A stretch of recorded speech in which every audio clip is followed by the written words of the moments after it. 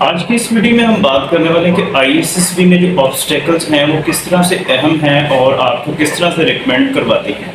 تو اس کے پیچھے کچھ پوائنٹس ہیں اہم جو میں نے تیار کیے ہیں خاص آپ کے لیے، تاکہ جب آپ آئی ایس ایس بی دینے جائیں یا پھر ان فیوچر کبھی بھی یہ ویڈیو آپ کے سامنے آئے تو آپ کو آئی ایس ایس بی میں جو آبسٹیکلز ہیں ان میں کبھی بھی کسی قسم کی پرابلم نہ آئے. تو میرا نام ہے طیب حسن، اور جو میرے ساتھ بیتا آئی ایس ایس بی میں آبسٹیکلز جو میری ہوئیں وہ ساری آپ کے سامنے کنڈیشنز اور پوائنٹس میں آپ کے ساتھ رکھوں گا. دیکھیں، انسان جب بھی کوئی چیزیں اچھی بہتر کرنے کی کوشش کرتا ہے تو سب سے پہلے اپنی باریکیاں دیکھتا ہے. تو ہم وہ باریکیاں دیکھیں گے جو میں نے آئی ایس بی سے پہلے نہ دیکھی تھی اور مجھے ناٹ ریکمنڈیشن کا سامنا کرنا پڑا. تو بنا ٹائم ویسٹ کیے چلتے ہیں سب سے پہلے ویڈیو کی جانب. تو جناب، آئی ایس بی جو ہے وہ بہت ہی گائیڈ لائنس کے بعد انسان ریکمینڈ ہو پاتا ہے وہاں سے.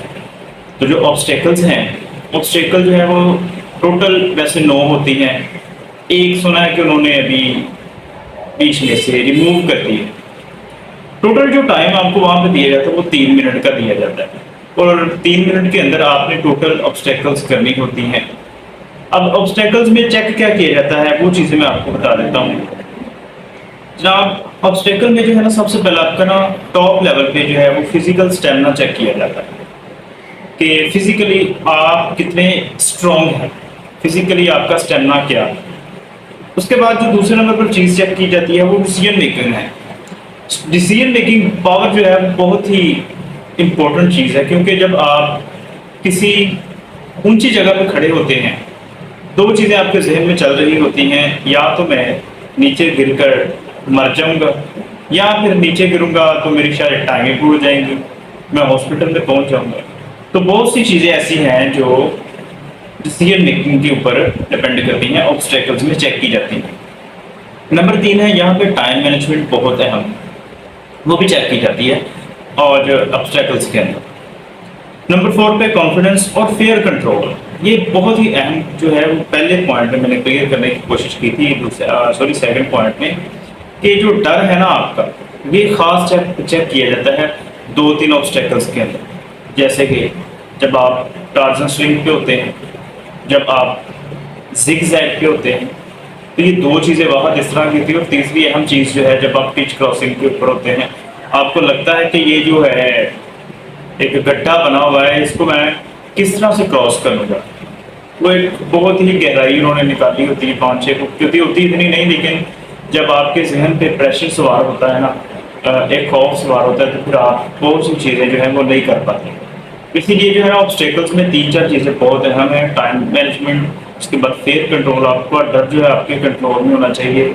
یہ چیز آپ نے اہم یاد رکھنی ہے. آبسٹیکلز کے نام سننے جو ہے زیادہ اہم ہے. اس میں زگ زیگ ہے، اس کے بعد ڈچ کراسنگ ہے، ٹارزن سوئنگ، اس کے بعد ہے جناب منکی برج ہے، روپ کلائمبنگ ہے، ہائی جمپ، اس کے بعد ہے کرالنگ انڈر نیٹ ہے، جمپ تھرو دا ٹائر ہے، اس کے بعد روپ جمپ ہے، ریمپ جمپ ہے. تو یہ 9 آبسٹیکلز ہیں جو بہت ہی اہم ہیں آئی ایس بی میں آپ کے ریکمنڈیشن کے لیے. اس میں اے جی پی او جو ہے نا بہت سی چیزیں آپ کی چیک کر لیتا ہے. جو کمیاں پیشیاں آپ کی ہوتی ہیں وہ ساری تقریباً آبسٹیکلز میں سامنے آ جاتی ہیں، کیونکہ آپ کو فزیکلی چیک کر رہے ہوتے ہیں وہ ساری چیزیں، وہ بات ہی آپ کو دیکھ رہے ہوتے ہیں.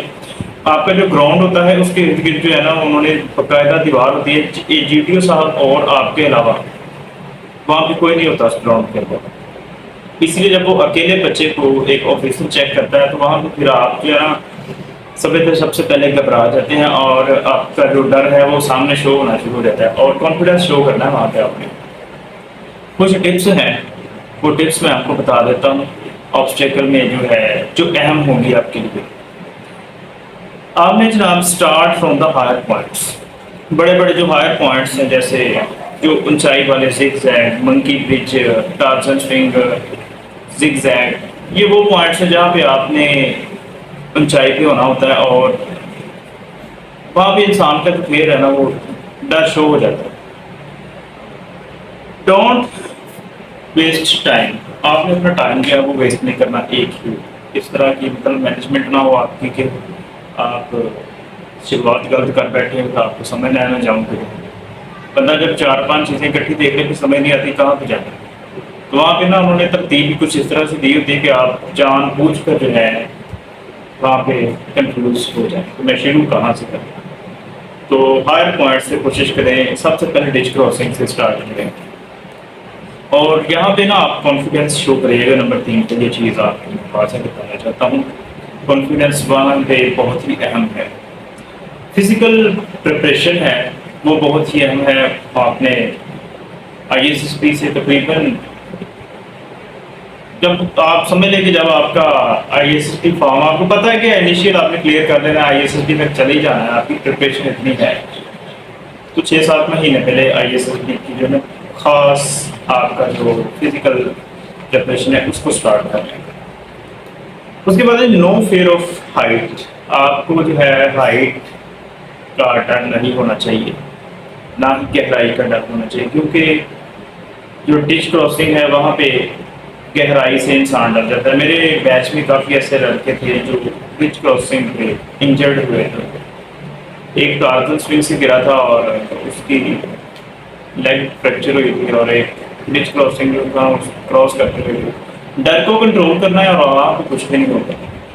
میں اپنے گروپ میں سب سے کم ہائٹ والا تھا اور الحمدللہ میری 7 آبسٹیکلس پہ، لیکن قدرت کو جو منظور تھا شاید کوئی ایسی چیز کوئی کمی پیشی ہوگی جس کی وجہ سے ناٹ ریکمنڈیشن ہو گئی اور اس کے بعد چانس نہ ملا، نیڈ سے زیادہ ہو گئی۔ لیکن وہ غلطیاں جو میں نے کی میں چاہتا ہوں کہ وہ آپ نہ کریں، انشاءاللہ آپ وہاں سے ریکمنڈ۔ مجھے امید ہے کہ یہ ویڈیو آپ کو اچھی لگی ہوگی۔